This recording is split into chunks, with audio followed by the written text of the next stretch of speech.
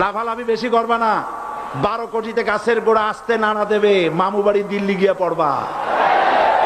বাংলার জমিনে জায়গা হবে না। আর যারা একবার ক্ষমতায় যায়, ওরা মনে করে এই ক্ষমতা থেকে আমাদেরকে কেউ নামাইতে পারবে না। স্বৈরাচারীরা তার পতনের সমস্ত ছিদ্র বন্ধ করে। আসসালামু আলাইকুম, বিসমিল্লাহির রহমানির রহিম। যে যেখান থেকে দেখতেছেন গেগা সবাইকে দেখার সুযোগ গেগা করে দেবেন এবং গেগা কোরআনের পাখি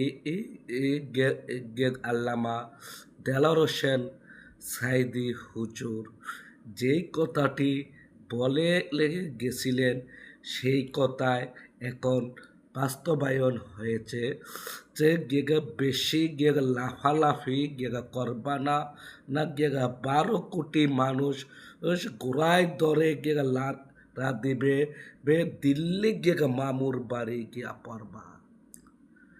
শেখ হাসিনা দিল্লিতে গিয়ে এখন বসবাস করতেছে, মামুর বাড়ি দিল্লি। দেখছেন, কোরআনের পাখিদের কথা কখনো মিথ্যে হয় না, বাস্তবায়নে রূপ ধারণ গেগা করে। দেখুন গেগা কোরআনের পাখি দেলাওয়ার হোসেন সাইদি সাহেব কি বলতেছে। লাফালাফি বেশি করবা না। 12 কোটিতে গাছের গোড়া আসতে নানা দেবে, মামু বাড়ি দিল্লি গিয়ে পড়বা। বাংলার জমিনে জায়গা হবে না। আর যারা একবার ক্ষমতায় যায়, ওরা মনে করে এই ক্ষমতা থেকে আমাদেরকে কেউ নামাইতে পারবে না। স্বৈরাচারীরা তার পতনের সমস্ত ছিদ্র বন্ধ করে, কিন্তু একটা ছিদ্র বন্ধ করতে পারে না। মনের ভুলে সে ছিদ্রটা থেকেই যায়, যেই ছিদ্র দিয়ে আসলে তার পতনটা হবে।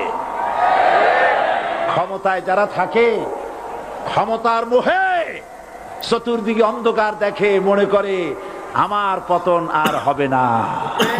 যারা মানুষের উপরে জুলুম করছো, আলেমদেরকে ধরতেছো, মুসল্লিদেরকে ধরে ধরে জেলে ঢুকাচ্ছ, সময় আসবে এমন ইন্দুরের গর্ত পালাবার জন্য। আমি দেখতে পাচ্ছি বাংলাদেশের ভাগ্য আকাশে উত্তর গগনে কালো মেঘ জমা হয়েছে। ঝড়ের পূর্বাভাস লক্ষ্য করছি। যদি মোকাবেলা করতে না পারেন সক্ষম ভাবে, এমন অন্ধকার গাঢ় কালো অমাবস্যার রাত আসতে পারে যার সুবে সাদেক হওয়া অসম্ভব।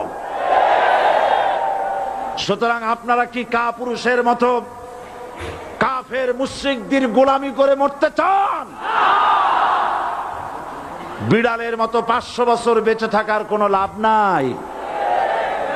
সিংহের মতো 1 ঘন্টা বাঁচতে চাই। মানুষেরা মনে করে মুসলমান হওয়া খুব সহজ জিনিস। না, মুসলমান হওয়ার অর্থ হলো শাহাদাতের ঈদগাহে শামিল হয়ে যাওয়া। যারা ইসলামী শাসন চান, আল্লাহর দ্বীনকে বিজয়ী দেখতে চান, তাদেরকে অসংখ্য মানুষকে পোড়াইটের মতো জেলখানায় পুড়ে পুড়ে মরতে হবে। অসংখ্য মানুষকে ফাঁসির কাস্টে ঝুলতে হবে, গায়ের রক্ত দিতে হবে, শহীদ হতে হবে, তারপরে ইসলামের ইমারতটা কায়েম হয়ে যাবে। আমাকে রাজাকার বলে জনগণ থেকে বিচ্ছিন্ন করবা, জনগণ থেকে আমারে বিচ্ছিন্ন করা যাবে না। কারণ এই জনগণ আমার জন্য আসে না, এই জনগণ আসে আল্লাহর কোরআনের জন্য। আমি বলি, ধর্মের নামে আমরা রাজনীতি করি না, আমরা ধর্মীয় রাজনীতি করি। কথাটা বুঝে আসছে কিনা? ধর্মের নামে রাজনীতি নয়, আমরা ধর্মীয় রাজনীতি করি। আমরা এই কোরআনের রাজনীতি করি। এই কোরআন নিয়ে বাঁচতে চাই, এই কোরআন নিয়ে মরতে চাই। এই কোরআন থেকে আমাদেরকে বিচ্ছিন্ন করতে চায় কাফের বেঈমান মুশরিকেরা। ও আমার জাতি, কোরআন থেকে যারা বিচ্ছিন্ন করতে চায়, তোমরা কি তাদের বিরুদ্ধে জিহাদের জন্য প্রস্তুত থাকবে? আসসালামু আলাইকুম। আমার প্রিয় ভাই ও বোনেরা আপনারা সবই দেখছেন সবই শুনছেন আল্লামা দেলোয়ার হোসেন সাইদি সাহেব কি কথা বলে গেছিল বাংলার মাটিতে এখন সব কথাই বাস্তবায়ন হচ্ছে যে বেশি লাফালাফি করবা না 12 কোটি মানুষ গাছের গোড়া ধরে লাড়া দেব দিল্লি মামুর বাড়ি গিয়া পড়বা। গাছের গোড়া কেরা জানেন? ওলামায়ে কেরাম, বাংলাদেশের নাগরিক। যারার ভিতরে দেশপ্রেম নাই, দেশের ভালোবাসা নাই, তারা হচ্ছে ভারতের রয়ের দালাল। বাংলাদেশে তাদের জায়গা হইতে পারে না। আপনাদের বিস্তারিত মতামতগুলা মেসেজের মাধ্যমে জানিয়ে দিবেন।